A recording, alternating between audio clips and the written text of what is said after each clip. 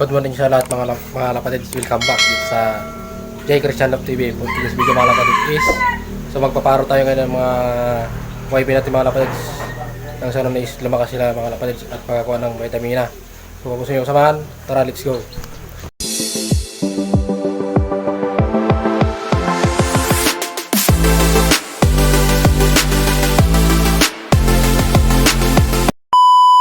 So kunin na natin yung isang pa-YB natin sa mga lapatids, yung sa pula. So papaarawan natin sila para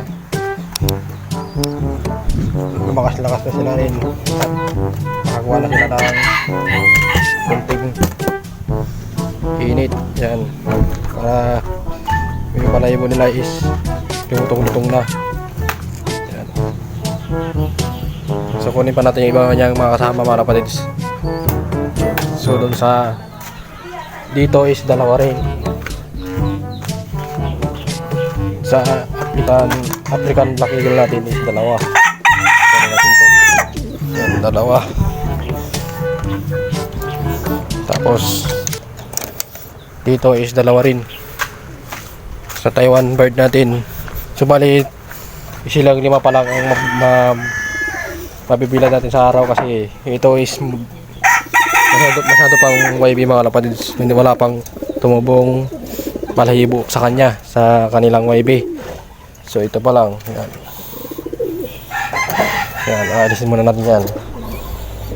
At babalik natin mamaya after 10 minutes lang naman.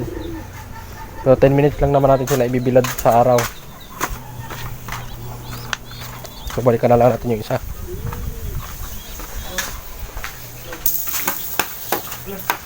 Mga pang SDR bird. Kunin pa natin yung isa. Patubo pa lang, hindi pa masyadong sumabog yung balahibo niya.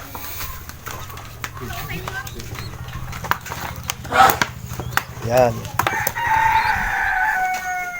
masyado pa silang bata, pero bibilad na natin para sila, kasama natin silang ibilad para nang sa karon is sumabog kaagad yung kanilang mga balahibo.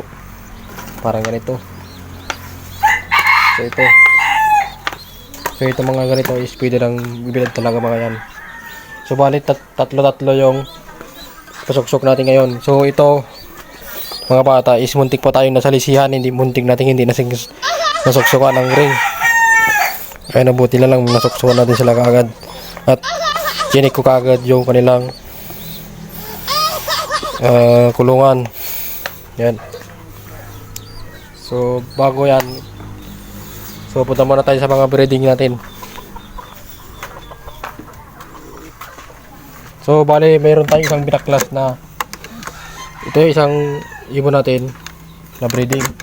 Pero mayroon tayong isang binaklas na breeding dito mga lapatids, yung mga breeding birds natin, kasi nakita ko yung isang ibon natin is naglugon. Kala ko nagtapos na siya naglugon, pero hindi pa pala. Ayun yung ibon natin na yan, nagbabawa siya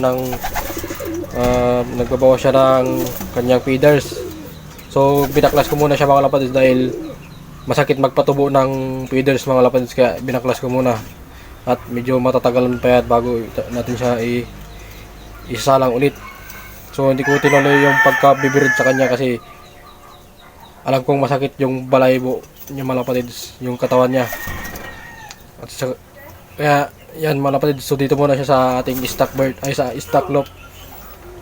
So ito nga yung stock loop natin, itong flyer loop natin is ginawa ko ng stock loop kasi konting tiis na lang, papatayo na natin yung bagong loop natin yan mga lapatids, yung new loop natin. So ito yung bagong papisa natin. So iisa lang yung papisa natin ngayon sa ibon natin ngayon kasi clear nga yung isang itlog nito, hindi siya fertile. Si Boy Tapang, ayan, ito yung anak ni Boy Tapang, iisa.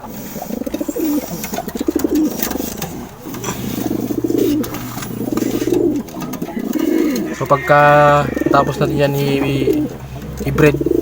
So baka ibabalik na rin natin ibabalik na natin si Boy Tapang sa may-ari. Yan, dahil si Boy Tapang is hiniram lang natin para makuhanan ko ng lahi, dahil si Boy Tapang is wala nang lahi sa akin. Yan, dahil yung anak nito is nabinta ko, at saka ginawa kong kasing cheater to noon nung nasa akin pa, kaya hindi natin siya nakuhanan kaagad ng mga anak niya. Yan si Boy Tapang, kaya yan ang bago nating ilalaro ngayon, dahil susubukan ko yung lahi ni Boy Tapang ngayon. Ito yung nilipad natin ng 20 miles, tapos yung 30 miles training nila is hindi natuloy yun, kasi hindi ko alam kung anong nangyari doon sa 20 miles nila, ay sa 30 miles, kaya kung bakit hindi natuloy. Yan,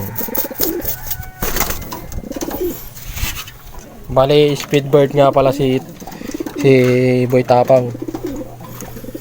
Yan. So bali meron na tayong nabuong dalawang speedbird dito, dahil yung pure Taiwan natin yan na dalawa is ay lahi ng Taiwan is speedbird silang dalawa mga kapatid. So bali yung ililipad natin ngayong SDR is dalawang speedbird. So ito yung mga anak niya ngayon mga kapatid, yung speedbird natin. Ito yung speedbird natin, ito, tapos ito magkapatid. Yan. So time check tayo, 9:32 AM. Yan o, 9:32 AM mga kapatids. Kita ba? Yan, 9:32 AM. Yan, pang August sila mga kapatids, August and November sila mag-start yung training yata eh. Sa ganun ng sistema nun mga kapatids ng training. Yung isang suksok natin na kulay pula is pang August yata yun eh. Tapos yung gold ring natin na club is pang November. Yan mga kapatids. Ito yung pang August natin. Yan, pula na yan, oh, yung pula na yan. Kaso meron niyang takip para iwas dumi ng ring.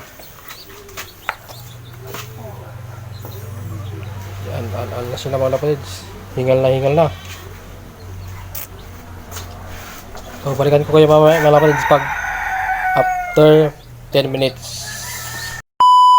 10 minutes later.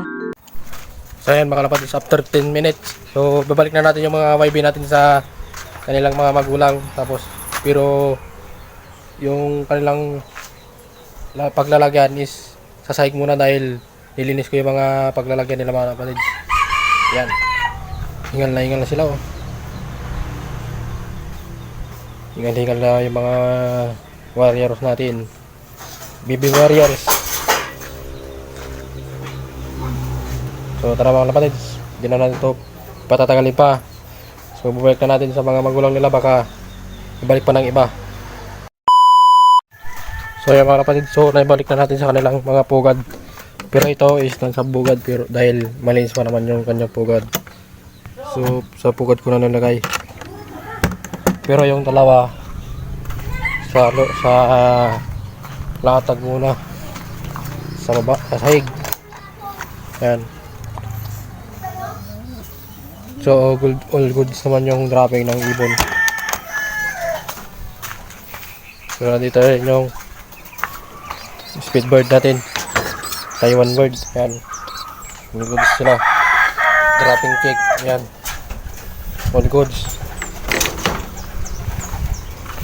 Yan, stock loop, dropping check, all goods.